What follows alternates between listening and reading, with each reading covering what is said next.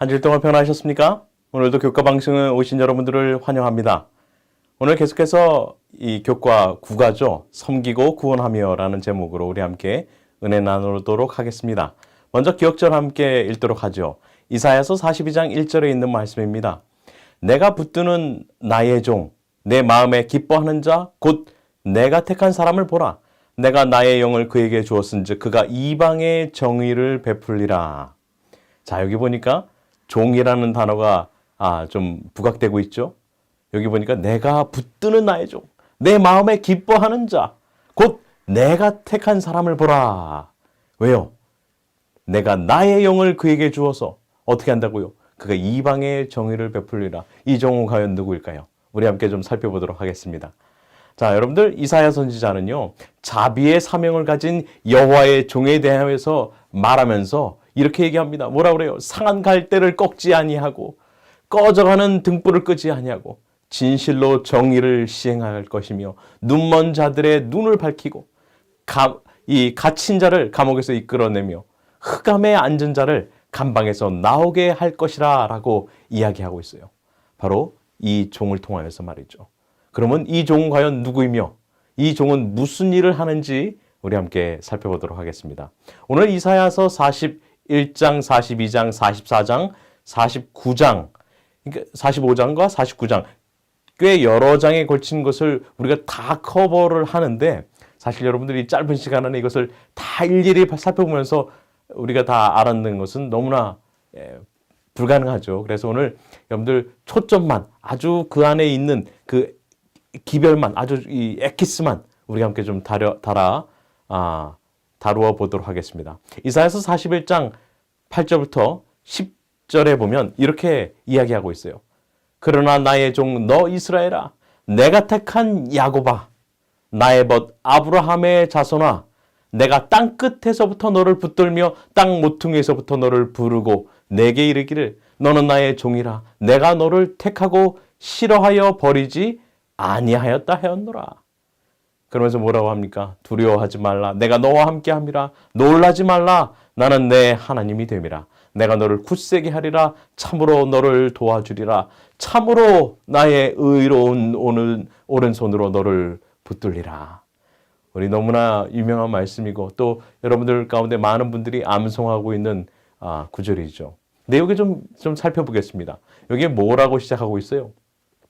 나의 종 이스라엘아, 내가 택한 야곱아. 여러분들 이스라엘과 야곱은 뭐 같은 거죠. 사실 야곱의 이름이 이스라엘로 바뀌지 않았습니까? 물론 또 야곱의 후손들을 통하여서 이스라엘 민족 전체가 되었죠. 자, 지금 여기서 나의 이스라엘아 하면서 뭐라 그래요?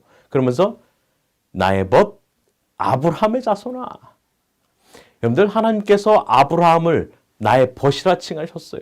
지금 그래서 이 사실은 야곱에서 아브라함까지 결국은 언약으로 맺어진 이 관계에 대하여 하나님께서 잊지 않으시고 그를 부르신다는 것이죠. 그러면서 뭐라고 부르세요? 내가 너를 부르고 내게 이르기를 너는 나의 종이라. 내가 너를 택하였다. 내가 아직 싫어하여 버리지 않았다라고 말씀하십니다. 여러분들 이거 참으로 놀라운 말씀이에요. 여러분들 지금 이스라엘의 상태가 어떠하였나요? 이스라엘가 심지어 이 기별을 받을 때에는 아직까지 아수르의 위협이 아직 여전히 남아있고요. 앞으로 150년 뒤에는 바벨론에 의하여서 나라가 패망할 뿐만 아니라 이제는 그 나라의 운명이 어떻게 될지 모르는 상황이었습니다. 근데 하나님께서 뭐라고 그러세요? 두려워하지 말라. 두려워하지 말라. 여러분들 여기에 이 종은 과연 누구일까요? 그러면 여러분들 이사야에서 이야기하고 있는 이 종의 정체는 우리가 두 가지로 나눠 볼 수 있습니다. 첫 번째 종은요, 이스라엘, 즉 이스라엘 민족, 야곱의 후손들을 나타낼 것을 알 수가 있고요. 두 번째로는 이제 우리가 다시 다음 장 42장에 볼 이름이 없는 종에 대하여 결국 이것은 한 개인에게 속하게 되는 것을 우리가 좀 보게 된다는 거예요. 여러분들 종은 어떠한 존재입니까? 종은 사실은 의지가 없는 존재이죠. 주인이 저리로 가라 하면 가고 이리로 오라 하면 오게 되는 자신의 의지대로 행동하는 것이 전혀 없습니다. 그 말에 뭐 하는 사람이에요? 순종하라는 자라는 말이죠. 여러분들 지금 이스라엘에 대하여 하나님께서 뭐라 하세요? 나의 종이라 표현하십니다. 이 종은 결국은 누구인가? 우리 함께 좀 다시 한번 좀 깊숙하게 말씀을 나누며 살펴보도록 하겠습니다. 이사야서 41장에 말씀하신 것처럼 여러분들 우상 숭배와 교만 때문에 바벨론을 들어 심판하시고 여러분들 이스라엘을 멸망하게 된 것은 크게 두 가지 죄라고 볼 수가 있습니다. 첫 번째로는 우상 숭배요, 둘째로는 그들의 교만이었습니다. 하나님께서 이들을 그렇게 심판하시고 그들을 이 바벨론을 들어서 또 이 뒤이어서 메대와 페르시아를 통하여서 그들을 심판하시는 것은 결국은 그들의 죄 때문이에요. 근데 그것이 지금 이사야가 볼 때에는 앞으로 150년 뒤에 있을 사건이란 말이죠. 그러니까 이렇게 하나님께서 예언을 주신 것은 하나님의 전지전능하심과 그분이 세상의 역사의 주관자이심을 지금 말씀해주고 있다는 것입니다. 여러분들 하나님의 심판으로 바벨론, 이 페르시아의 포로가 되어서 사실 그 백성들이 두려움 가운데 있었습니다. 그래서 그 백성들을 향해서 하나님께서 뭐라고 하세요? 두려워하지 말라, 내가 너와 함께 하겠다라고 말씀하시는 것이란 말입니다. 나의 종이요, 나의 벗 아브라함의 자손이라. 왜요? 여러분들 하나님께서 아직 그들과의 맺으신 언약을 내가 잊어버리지 않았다는 것이에요. 내가 너희를 구원해 주시겠다라는 그 약속의 증표가 아니겠습니까? 여러분들 그렇기 때문에 사랑에는 두려움이 없습니다. 사랑에는 두려움이 없어요. 여러분들 우리가 두려워하는 것은 뭐 때문에 그래요? 사랑이 없기 때문에 그렇습니다. 여러분들 혹시 남편을 부르실 때 남편이 놀라신 적 있나요? 여보 불렀는데 왜? 여러분 아내를 불렀는데 혹시 아내가 놀라는 적 있나요? 왜 그래요? 그 마음 가운데 두려움이 있기 때문에 그렇습니다. 그것은 그간 가운데 뭔가 죄 짓고 잘못한 것이 있기 때문에 그렇다는 것이죠. 여러분들 하나님께서 정말 이제는 바벨론의 이 포로로 잡혀오고 페르시아의 속국이 된 그 상태에서 하나님께서 뭐라고 얘기하십니까? 두려워 말라고요. 여러분들 얼마나 놀라운 축복의 말씀이 아닐 수 없습니다. 하나님께서 그들을 구원하시고 내가 아직 너의 이 아브라함과 야곱과 맺으신 그 언약을 잊지 않았기 때문에 너희는 두려워하지 말라. 내가 너와 함께 하겠다라는 그 약속의 말씀은 정말로 복음이 아니겠습니까? 여러분들 어린아이를 키우다 보면 어때요? 말을 잘 안 듣죠. 그 아이를 혼내고 체벌하고 또 벌을 세우기도 합니다. 이렇게 있는 사진처럼요. 눈물을 흘리면서 엄마 잘못했어요. 여러분들 근데 아이들이 이렇게 잘못했어요. 다시는 안 그럴게 한다 하지만 또 다른 똑같은 실수를 범합니까? 범하지 않습니까? 똑같이 또 범하고 말아요. 왜 그래요? 여러분들 이것은 죄의 습성입니다. 우리는 늘 같은 부분에서 넘어지기 쉬운 연약한 존재예요. 우리의 힘으로 절대로 불가능한 것처럼 보이는 것들이 있습니다. 그럴 때마다 부모님이 우리를 훈육하고 올바른 길로 가게 인도하기 위하여서 체벌을 가하죠. 하지만 그 체벌은 우리를 어떻게 합니까? 비록 여러 번 계속 반복하여 혼날지라도 우리를 결국은 올바른 인간 되기로 올바른 길로 갈 수 있도록 우리를 성장시키지 않습니까? 하나님께서 이스라엘을 그렇게 이방 나라를 사용하여서 그들을 치심은 하나님께서 그들을 사랑하셨기 때문이에요. 그들을 올바른 길로 인도하셨다는 것이죠. 하나님께서 그들을 바벨론의 포로로 끌려가게 한 것은 하나님께서 그들을 버리신 것인가요? 그렇지 않단 말씀입니다. 오히려 그 사랑하는 자를 하나님께서 징벌하고 체벌하시는 것처럼 당신의 사랑하는 백성들을 그들을 가나안으로 다시 회복시키기 위하여서 하나님께서 역사하고 계셨다는 것을 우리가 보아야 될 것입니다. 여러분들 이 주인과 종, 여러분들 말씀드린 것처럼요. 종은 자신의 의지대로 행동할 수 없습니다. 주인의 말에 순종하게끔 되어 있죠. 그 주인이 어떻게 하라고 하면 하는 것이고, 뭐 여기 가서 일을 하라 하면 하는 것이고, 저쪽으로 가서 뭐 좀 심부름하라 하면 하는 것이에요. 여러분들 종은 주인의 말씀에 순종해야 합니다. 그것이 종의 본분이죠. 여러분들 이스라엘 백성들은요, 이 희년이 되면 종으로 불들려 있던 자들이 모두 다 해방되는 해방의 해가 있었습니다. 그것이 매해 50년째 되는 해에 그 이스라엘 백성 가운데 행해졌는데 하나님께서 이것은 그들에게 은혜를 베풀어 주심을 그들로 체험케 하시는 그러한 표징이 아닐 수 없죠. 여러분들 그 해방의 해가 선포되었을 때, 희년이 선포되었을 때에 종으로 일하던 그런 사람들이 주인의 감동되어서 주인의 그 성품과 그분의 사랑에 감동되어서 떠나기를 거절하는 그러한 종이 있었다면 그들은 어떻게 했는지 아세요? 그들은 귀를 뚫어서 그 주인의 영원한 종이 되음을 표시하는 그런 이 표식을 이 귀를 뚫어서 하였습니다. 여러분들 결국은 종이 된다는 것은 사랑에 감동되어야 되죠. 여러분들 사도 바울은요, 바울 서신에 항상 그 앞에 뭐라고 표현하였습니까? 예수 그리스도의 종된 나 바울은 이라고 표현하지 않습니까? 여러분들 바울은요, 예수님을 너무나 사랑했기 때문에 그는 자신을 예수 그리스도의 종이라고 표현하고 있는 것입니다. 여러분들 사랑한다는 것은 그 사람의 종이 되겠다는 그러한 것 아니겠습니까? 여러분들 결혼하실 때 어떻게 하셨어요? 프로포즈를 하면서 나와 결혼해 주시겠습니까? 무릎을 꿇고 이렇게 청혼을 하는 장면들 많이 보셨죠? 여러분들 왜 무릎을 꿇어요? 무릎이 꿇는다는 것은 그 사람의 종이 되겠다는 거예요. 그 사람의 모든 말을 들어주고 그 사람의 모든 필요를 채워주고 내가 당신과 함께 이게 살기는 했지만 내가 당신을 사랑하기 때문에 당신의 종이 되겠다. 근데 여러분들 이 콩깍지가 몇 년 뒤에 벗겨지고 나면 어떻게 돼요? 누가 주인이에요?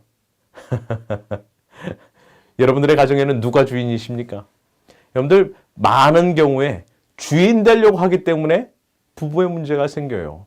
많은 경우에 누가 더 나의 종으로 섬김을 할 것인가 때문이 아니라 누가 더 주인인가, 누가 더 내 말에 순종해야 하는가, 그것 때문에 부부의 문제가 생기지 않습니까? 여러분들 기억하시기 바랍니다. 섬긴다는 것은, 순종한다는 것은 종으로서의 신분이라는 것이에요. 여러분들 빌립보서 2장 5절부터 8절에 예수님에 대해 이렇게 말씀하지 않았습니까? 너희 안에 이 마음을 품으라.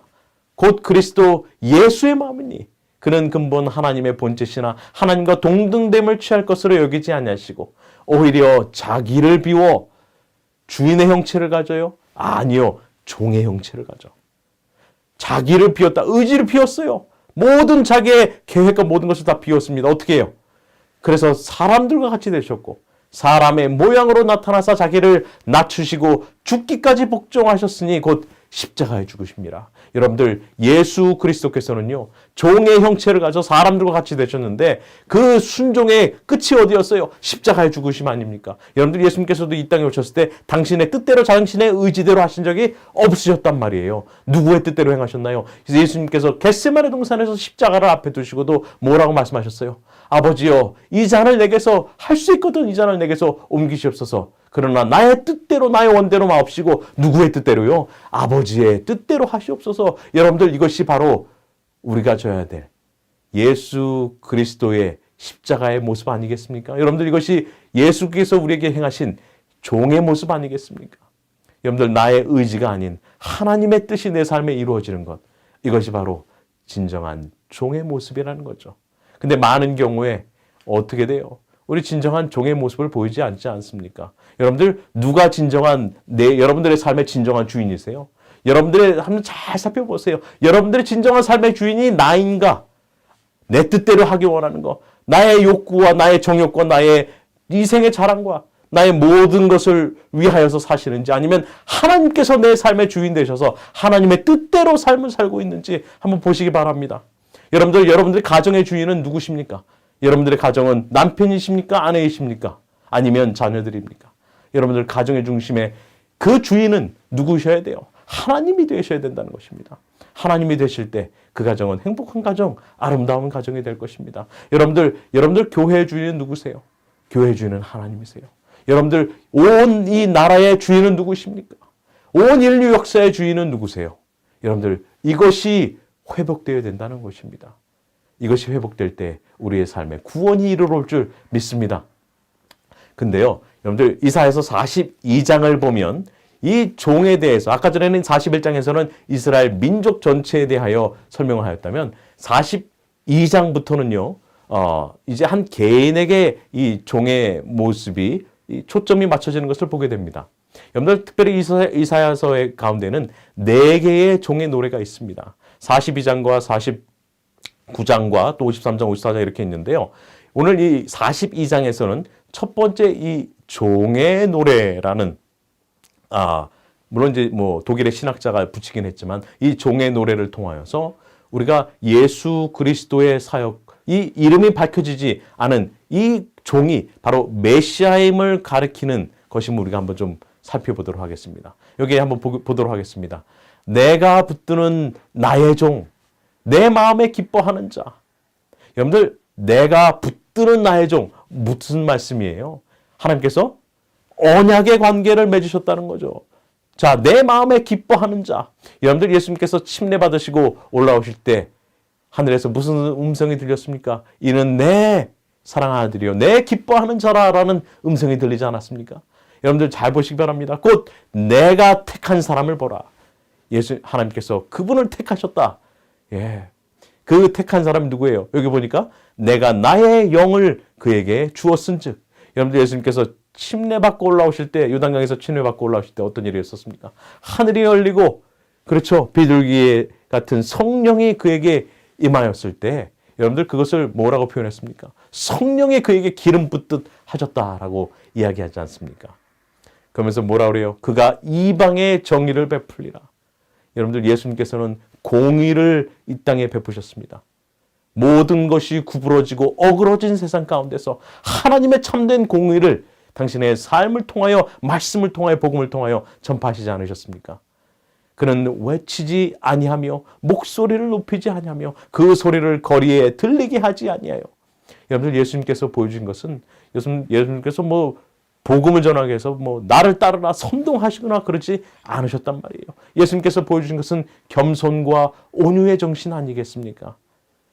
상한 갈대를 꺾지 아니하며 꺼져가는 등불을 끄지 아니하고, 예수님께서는 이 땅에 오셔서 소외받고 병들고 죄에 쓰러진 자들, 귀신 들린 자들, 죽어간 자들을 여러분들 그들과 함께 하시며 그들을 동정하시고 그들을 다시 영생의 소망으로 회복시켜 주신 분, 그분 예수 그리스도 아닙니까? 보세요. 진실로 정의를 시행할 것이며 그는 쇠하지 아니하며 낙담하지 아니하고 세상의 정의를 세우기에 이르려니 섬들이 그 교훈을 앙망하리라. 하늘을 창조하여 펴시고 땅과 그 소산을 내시며 땅 위의 백성에게 호흡을 주시며 땅에 행하는 자에게 영을 주시는 하나님 여호와께서 이같이 말씀하시되, 나 여호와가 의로 너를 불렀은즉 내가 네 손을 잡아 너를 보호하며 너를 세워 백성의 언약과 이방의 빛이 되게 하리라 하리니, 네가 눈먼 자들의 눈을 밝히며 갇힌 자를 감옥에서 이끌어내며 흑암에 앉은 자를 감방에서 나오게 하리라. 여러분들, 이러한 역사 가운데 이러한 개인이 있었나요? 이러한 개인은 여러분들 한 사람에게, 물론 뭐 택한 사람도 있었고요, 마음에 기뻐하신 자도 있었습니다. 물론 여기에 보면은 뭐 나의 영을 베푸신 자도 많이 있었고요, 뭐 정의를 행한 사람도 많이 있어요. 하지만 이렇게 모든 예언이 한 사람에게 모두 다 해당되었고, 이것이 이 풀어진 바 된 것은 바로 예수 그리스도밖에 없지 않습니까?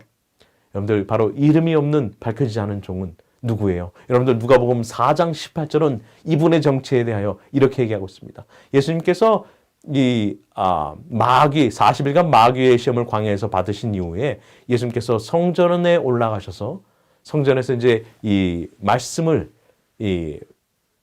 읽으시며 푸는 모습이 여기에 나와 있습니다.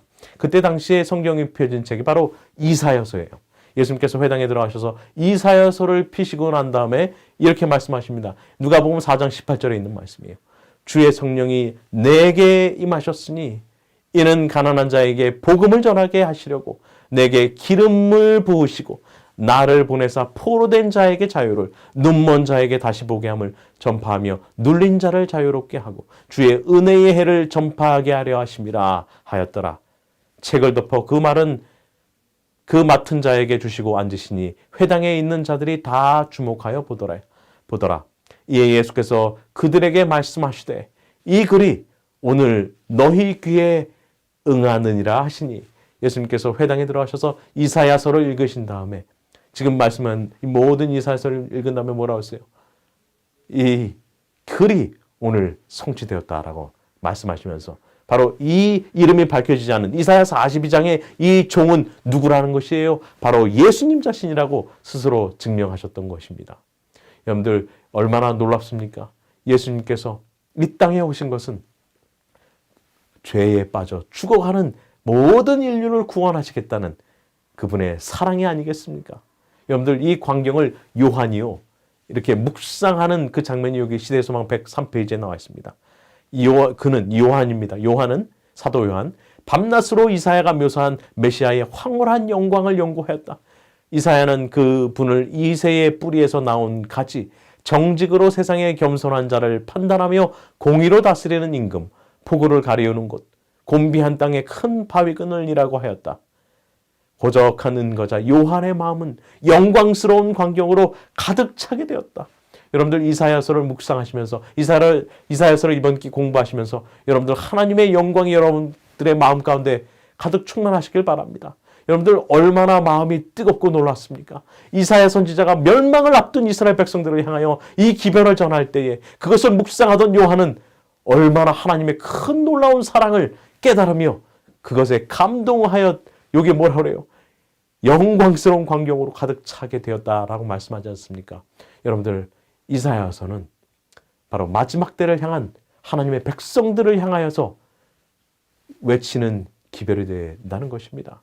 이사야 선지자가 먼 미래의 세상의 마지막 끝에 세상의 끝에 있는 저와 여러분을 향하여서 이렇게 기별을 주셨다고 생각한다면 여러분들 우리의 마음 얼마나 뜨겁고 놀라지 않을 수가 없겠죠. 여러분들 이사야서 정말 우리가 함께 깊이 연구하면서 그 가운데 나타나는 하나님의 사랑, 하나님의 정의와 또한 그분의 공의와 그분의 사랑을 우리가 함께 깨달을 때에 그 하나님은 정말 우리를 비록 체벌하시지만 우리를 사랑으로 싸매시고 끌어안으시고 같이 눈물을 흘리시며 구원하기 위하여 정말 온 목숨을 다하시는 그 바로 종의 모습을 한 그분의 사랑을 우리가 보게 된다는 것이죠. 자, 이사야서 이제 43장을 건너뛰고요. 그 다음에 이제 44장으로 좀 와보겠습니다. 여러분들 44장에는 한 메시아가 나오는데 이 사람은 유대인, 히브리인 메시아가 아니라 이방인 메시아입니다. 심지어 이 사람은 페르시아의 왕인 사람을 나의 택한 종, 나의 기름 부음 받은 자라고 명하세요. 이 사람은 누군지 한번 좀 살펴보도록 하겠습니다. 이사야서 44장 28절에 보면 이렇게 말씀하고 있습니다. 고레스에 대하여는 이르기를 내 목자라 그가 나의 모든 기쁨을 성취하리라 하며 예루살렘에 대하여는 이르기를 중건되리라 하며 성전에 대하여는 내 기초가 놓여지리라 하는 자니라. 여러분들 이사야 선지자가 지금 이 기별을 기록하면서 예언할 때는 이 고레스 왕이 태어나기도 벌써 한 150년 거의 200년 전입니다. 그러니까 2세기 후에 있을 이 왕의 이름에 대해서 정확히 예언했어요. 이 고레스가 어떻게 된다고요? 그는 여호와의 목자요. 예? 나의 기쁨을 성취하는데 뭐라고요? 예루살렘에 대하여는 중건하라는 명령을 내릴 뿐만 아니라 예루살렘 성전에 기초를 놓게 되는 그러한 일을 한다는 것이죠. 그래서 45장 1절에 보면 이렇게 말씀하고 있어요. 여호와께서 그의 기름 부음을 받은 고레스에게 이같이 말씀하시되 여러분들 잘 보세요. 여기 보면 메시아라는 단어는 사용되지 않았지만 메시아의 뜻이 뭐예요? 기름 부음 받은 자라는 뜻입니다. 자, 그러니까 여기 보면 여호와께서 뭐라 그래요?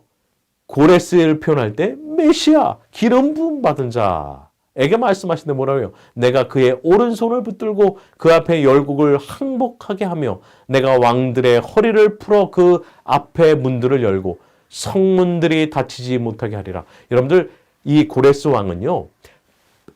바벨론, 그러니까 아직 이사야 갔을 때는 아수르의 영향력이 가장 큰 그러한 시대였습니다. 바벨론은 저쪽이 찌그러져 있었고요. 페르시아는 아직 저쪽 멀리 아직 아수르의 속국과 같은 그러한 시기였단 말이에요. 바벨론도 페르시아 메대도 아직 연약한 아주 힘이 없는 그러한 나라에 불과했고 아수르가 지금 큰 나라였는데 이사야 선지자에게 벌써 150년, 200년 전에 뭐라고 예언하셨다고요? 바벨론이 너희를 칠 것이요. 또 바벨론은 그런 심판을 받아서 페르시아에게 정복될 것이요. 그 페르시아의 고레스 왕은 하나님의 기름 부음을 받아서 정말 하나님의 놀라운 일을 하겠다라고 이야기하고 있지 않습니까? 여러분들 이 고레스 왕은요, 사실 고레스 2세입니다. 사실은 이 고레스 대왕이라고도 표현하는데 왜 이 사람이 기름 부음 받은 자라 하였을까요? 여러분들 이 메시아, 히브리어는 마시아라는 이 히브리어의 뜻은 기름 부음 받은 자. 여러분들 이것이 헬라어에서는 이것을 크리스토스, 우리 한국말 성경에는 그리스도. 그래서 여러분들 예수 그리스도 할 때 예수가 first name이고 그리스도가 last name이 아니에요. 그리스도라는 것은 바로 메시아, 기름 부음 받는 자라는 뜻을, 그래서 유대인들에게는 또 헬라인들에게는 뭐란 뜻이에요? 그분이 메시아라는 뜻이었죠. 여러분들 이 기름 부음 받았다는 것은 구약 시대에 보면은 세 가지 경우에 기름을 부었습니다. 첫 번째로는 왕이 될 때 어떻게 했어요? 기름을 부었습니다. 여러분들 첫 번째 왕이 되었던 사울 왕 어떻게 했어요? 사무엘 선지자가 그의 머리에 기름을 부었습니다. 여러분들 머리에 기름을 부었을 때 놀라운 일이 벌어졌어요. 어떤 일이 부어졌습니까? 사울이 성령의 이 하나님의 신이 그에게 충만하여서 그가 예언하지 않았습니까? 그래서 나중에 뭐라고 했어요? 사울이 선지자 가운데 있지 아니하였느냐. 여러분들 그것이 바로 기름 부음 받았을 때에 그의 마음 가운데, 그의 심령 가운데 성령이 충만하여서 그가 예언을 하였다라고 성경은 얘기하고 있습니다. 여러분들 다윗은 어떻습니까? 다윗을 기름 부었을 때에도 하나님의 영이 그에게 충만하게 임하여서 정말 이 하나님의 심이 그에게 임하였다라는 표현이 성경 가운데 있어요. 여러분들 기름 부음 받는다는 것은 바로 이러한 놀라운 하나님의 영이 그에게 충만히 내려짐을 이야기하고 있습니다. 두 번째로는 바로 대제사장을 뽑을 때, 그래서 그를 구별할 때에 그의 머리에 기름을 부었습니다. 여러분들 모세가 자신의 형이었던 아론을 대제사장으로 뽑으면서 그의 머리에 양각의 이 뿔을 감람류를 가져다 그의 머리에 부었을 때 어떻게 됐어요? 그가 성령에 충만하였어요. 그는 하나님의 일을 위하여, 특별히 하나님을 위하여, 이를 위하여 구별되어서 하나님의 예수 그리스도의 이 중보의 사업을 표상하는 그러한 대제사장을, 그런 역할을 하지 않았습니까? 여러분들 선지자를 뽑았을 때도 마찬가지였습니다. 여러분들 선지자를 뽑아서 세울 때에도 그에게 머리에 기름을 부었죠. 여러분들 하나님께서 고레스가 태어나기도 벌써 2세기 전에 그의 이름을 예언하셨고, 결과적으로는 그가 539년에 그때 당시에 바벨론이 가장 강성했던 이 바벨론을 멸망시키고, 그리고 537년도에 예루살렘 성을 중건하라는 명령을 내리게 돼요. 근데 그때 당시에 고레스가 어떻게 됐다고요? 그가 기름 부음 받았다고요. 다시 말해서 그의 마음가운데 성령이 충만해졌어요. 그가 이사야 이 기별을 읽고 놀라가지고, 그래서 그를 모든 이스라엘 백성들에게 공표를 합니다. 너희가 만일 예루살렘으로 돌아가기 원하든 자유롭게 갈 수 있게끔 허가증뿐만 아니라 모두 줘요. 모든 성전 재건에 필요한 재료들을 제공하지 않습니까? 그래서 당시에 이 스룹바벨과 예수아에 의해서 5만 명이나 되는 그러한 사람들이 돌아오는 역사가 있지 않습니까? 여러분들 성령에 충만한다는 것은요, 결국은 하나님의 일을 위하여서, 하나님의 구원을 위하여서, 하나님께서 당신의 백성들의 회복을 위하여서 베푸시는 놀라운 성령의 인치심이 아니겠습니까? 이 이방인이었던 이 고레스 왕, 비록 그가 하나님을 알지는 못하였을지 모르지만 하나님의 신에 감동되어서 그가 하나님의 백성들의 회복을 위하여서 그가 노력하실 때에 하나님께서 그를 나의 종, 나의 기름 부음 받는 자라고 말씀하셨던 것이죠. 여러분들 이것은 결국은 놀라운 메시지를 우리에게 주고 있습니다.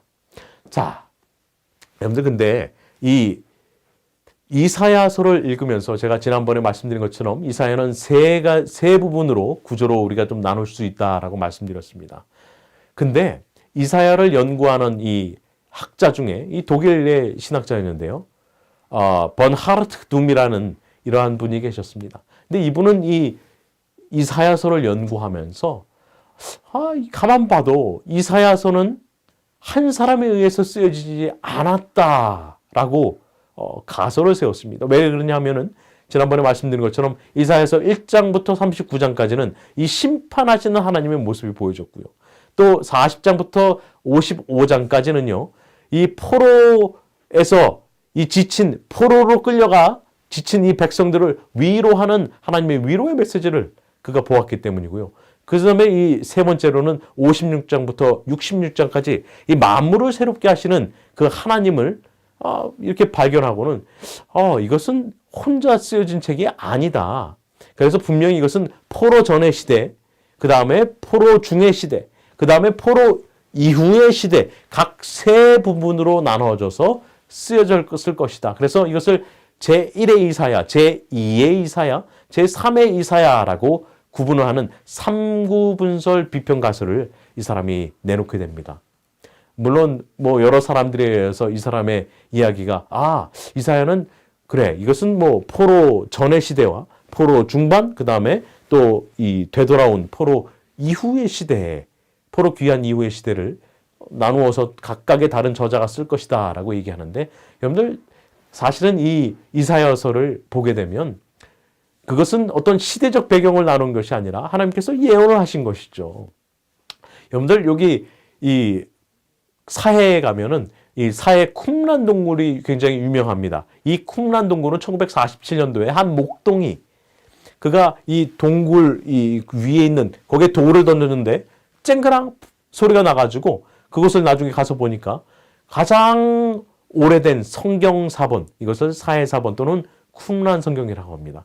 그 사본이 발견되었습니다. 그 모든 성경이 거의 온전하게 이 발견이 되어서 지금 박물관에 다 나눠져 있죠.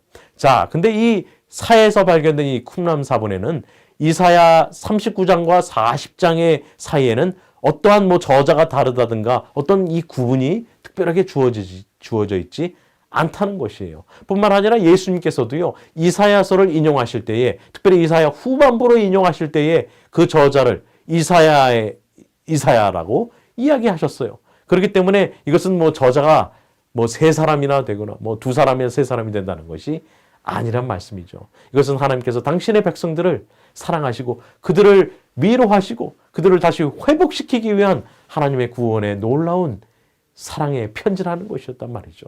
여러분들 레위기 26장 42절부터 44절에 보면 이 심판당하는 이스라엘 백성들에 대하여 이렇게 또 기록하고 있습니다. 내가 야곱과 맺은 내 언약과 이삭과 맺은 내 언약을 기억하며 아브라함과 맺은 내 언약을 기억하고 그 땅을 기억하리라. 그 땅은 황폐하여 안식을 누릴 것이요 그들은 자기 죄악의 형벌을 기쁘게 받으리라. 그런즉 그들이 그들의 원수들의 땅에 있을 때에 내가 그들을 내버리지 아니하며 미워하지 아니하며 아주 멸하지 아니하고 그들과 맺은 내 언약을 패하지 아니하리니 나는 여호와 그들의 하나님이 됨이니라 라고 말씀하세요. 여러분들, 하나님께서 그들과 그들의 선조들과 맺은 아브라함과 이삭과 야곱과 맺은 언약을 하나님께서 기억하실 뿐만 아니라 비록 그들이 형벌받고 심판받고 그들을 버린 것처럼 느껴졌을지라도 어떻게 한다고요? 그들을 버리지 아니하신다고요. 그들을 아주 멸하지 아니하신다고요. 그들과 맺은 그 언약 약속을 하나님께서 영원히 지키겠다 말씀하셨던 소망의 메시지를 주고자 하셨다는 그 뜻을 우리가 여기서 볼 수 있는 것입니다. 자, 그 다음에 오늘 두 번째 종의 노래가 이사야서 49장에 나오게 됩니다. 자, 이사야서 49장 1절부터 12절이지만 우리는 1절부터 6절에 있는 말씀을 한번 좀 살펴보도록 하겠습니다. 바로 이 고난받는 종이 누구인지 한번 좀 살펴보도록 하겠어요. 내게 이르시되 너는 나의 종이요 내 영광을 내 속에 나타낼 이스라엘이라 하셨느니라. 이제 여호와께서 말씀하시나니 그는 태에서부터 나를 그의 종으로 지으신 이시요 그가 이르시되 내가 나의 종이 되어 야곱의 지파들을 일으키며 이스라엘 중에 보존할 자를 돌아오게 할 것은 매우 쉬운 일이라. 내가 또 너를 이방의 빛으로 삼아 나의 구원을 베풀어서 땅끝까지 이르게 하리라. 이스라엘의 구속자, 이스라엘의 거룩한 이이신 여호와께서 사람에게 멸시를 당하는 자, 백성에게 미움을 받는 자, 관원들에게 종이 된 자에게 이같이 이르시되 왕들이 보고 일어서며 고관들이 경배하리니 이는 이스라엘의 거룩하시니 신실하신 여호와 그가 너를 택하였음이니라. 여러분들 여기 보니까 어떠한 이 종이 나옵니까? 여기 보니까 고난받는 종이 나와요. 여기서 뭐라 그래요? 너는 나의 종이요. 그리고 태에서부터 나를 그의 종으로 지으신 이시오. 라고 하면서 뭐라고 얘기하세요? 여기 보니까 야곱의 지파를 일으키고요. 이스라엘 중에 보존된 자를 돌아오게 할 것은 남은 자를 돌아오게 한다는 것이에요. 이것은 어렵다 쉽다. 하나님께는 쉽다고요. 자, 근데 보세요. 여기 보니까 너를 그 개인, 그 종을 뭐라고요? 이방의 빛으로 삼으셨어요. 그래서 하나님의 구원을 땅 끝까지 이르게 하실 자, 그 종을 통하였어요. 그뿐만 아니라 뭐라고 얘기하십니까? 여기 보니까 사람에게 멸시당하세요. 백성에게 미움받으세요. 관원들에게 종이 되신. 여러분들 이러한 종이 누구세요? 마시아, 메시아, 예수 그리스도 아닙니까? 그분은 정말 멸시받고 고난받고 백성들에게 미움받아서 결국은 십자가에 달려들어가는 그러한 십자가의 종의 모습을 보여주시지 않았습니까? 하지만 그분은 어떻게 하셨어요? 왕들이 보고 일어나며 고관들이 경배를 받으시기에 그런 합당한 분이라는 것이죠. 사람들이 그렇게 그분을 경배한다는 것이죠. 자, 여러분들 그 고난받는 종은 누구예요? 여러분들 심판받아 멸망당한 이스라엘을 이 바로 메시아를 통하여서 회복시키는 그 하나님의 계획이 여기에 나와 있는 것입니다. 여러분들 예수님께서는 성령으로 잉태되셨어요. 예수님께서는 복음을 전파하셨습니다. 병자를 고치고요. 문둥병자를 고치고 소경을 눈뜨게 하고 귀머거리를 들리게 하고 안전병이를 일으키고 심지어는 죽은 자를 살려내셨습니다. 귀신 들린다도 쫓아내셨어요. 여러분들 예수님께서는 이 사역을 공생애를 3년 반 동안 하셨지만 문제는 정작 위기의 때에 그를 사랑한다는 가장 가까이 하였던 수제자 베드로는 어떻게 했습니까? 예수님을 배신하고 도망갔습니다. 나머지 제자들은 그럼 예수님께 붙어 있었나요? 그렇지 않아요. 예수님을 그들도 버리고 도망하였어요. 마치 그분의 사역은 실패한 것처럼 보여졌습니다. 하지만 예수님께서는 죄와 죽음을 이기시고 승리하셨습니다. 그것이 우리에게 복음인 것이에요.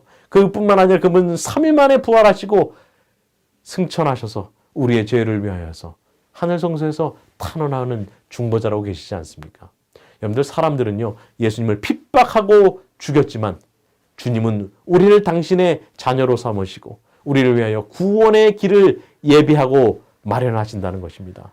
이것이 우리를 향한 놀라운 회복 아니겠습니까? 여러분들 그러므로 구원받는다는 것은 우리가 회복되는 것을 이야기하는 거예요. 여러분들 구원받는다는 것은 첫 인류가 에덴에서 타락해서 쫓겨났을 때에 결국은 구원한다는 것은 어디로 돌아가는 거예요? 여러분들 에덴으로 회복하는 것이 구원이에요. 여러분들 창조의 이러한 창조의 계획에 이미 구원의 계획이 다 포함되어 있었다는 것입니다. 그래서 구원이란 쫓겨난 에덴으로 다시 돌아가는 것이에요. 여러분들 우리는 어떻습니까?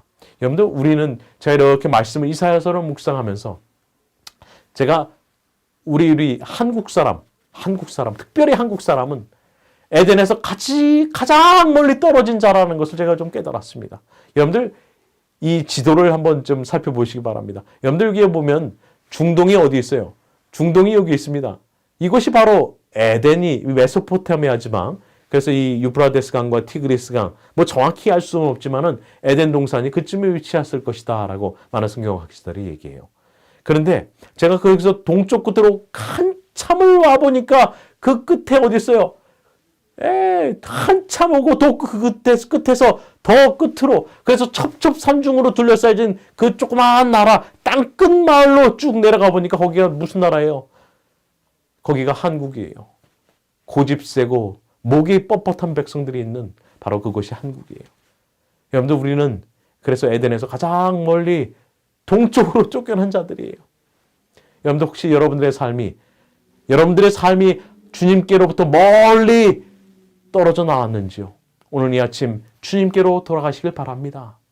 여러분들의 영적인 상태가 여러분들이 하나님께서 마련하신 그 에덴으로부터 혹시 멀리 떠나져 있거든 오늘 여러분들 방향을 틀어서 여러분들 그 방향을 주님께로 향하여서 주님께로 돌아가는 역사가 있길 바랍니다. 여러분들 그것이 바로 탕자의 비유 아니겠어요? 아버지의 사랑을 생각하고 그때서 돼지 먹는 주염 열매를 먹다가 어떻게 해요? 아버지의 사랑을 깨닫고 아버지를 향하여 돌아가는 것, 그것이 바로 회복 아니겠습니까? 여러분들 그것이 구원의 시작 아니겠어요? 여러분들 아버지는요, 그 자녀가 올 때 어떻게 했어요? 내 이놈, 내가 돈 준 거 다 어떻게 했어? 내 유산 어디다 다 말아먹었어? 라고 핑계하지 않으셨어요. 멀리 돌아오는 아들을 볼 때 어떻게 하셨습니까? 아직 상고가 뭔데 그 아버지가 어때요? 버선발로 그를 맞으러 뛰어나가지 않습니까?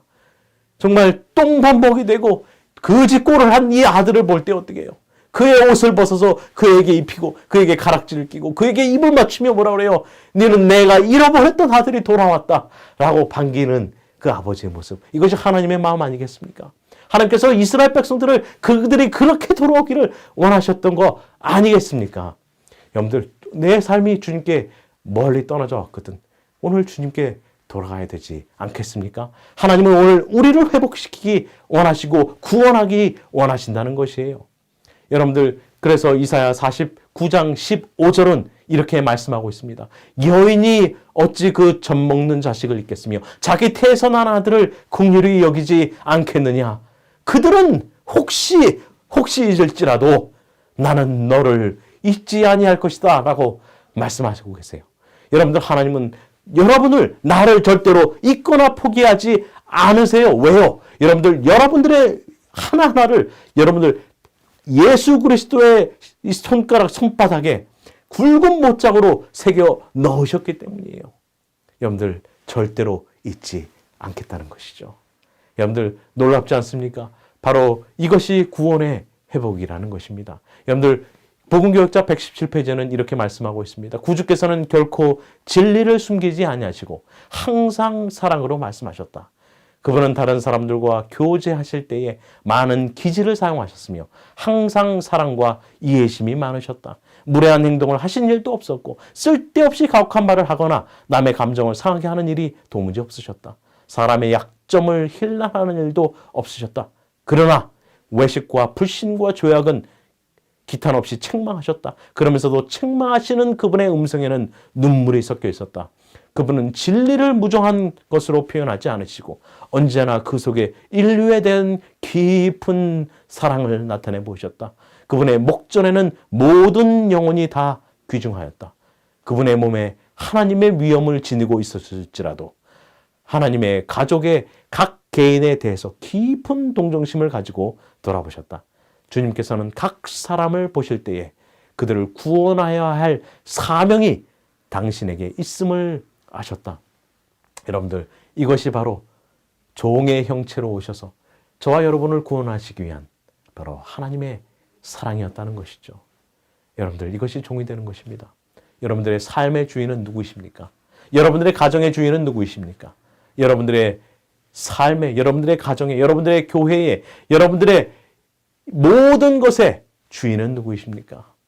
오늘 이 시간 여러분들 종의 모습을 하시고 하나님의 말씀에 온전히 죽기까지 순종하신 그 아름다운 종의 모습이 여러분들의 삶 가운데 있음을 통하여서 그 회복되는 구원이 우리의 삶에 넘치기를 주님의 이름으로 간절히 바라며 오늘 말씀을 마치도록 하겠습니다. 자, 기도하도록 하겠습니다.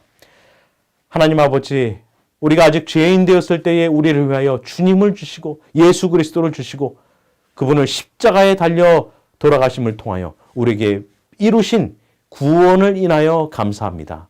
주님, 우리의 삶을 우리 오직 주님만 앙망하기 원합니다. 우리의 모든 삶을 내가 주인이 아니요 주님이 주인이 되는 그러한 삶 되기 원합니다. 주님, 나의 뜻이 아닌 하나님의 뜻이 내 삶에 이루어짐을 통할 때에 정말 주님께서 준비하신 놀라운 축복이 우리의 삶에 충만함을 통하여 그 형통함이 우리의 삶을 주관할 뿐만 아니라 주님의 사랑이 온 세상으로 넘쳐 흘러가는 우리 복의 기관들이 되도록 주님 축복하여 주시옵기를 예수님의 이름으로 기도합니다. 아멘. 감사합니다. 계속해서 즐거운 토요 시간 되시기를 바랍니다.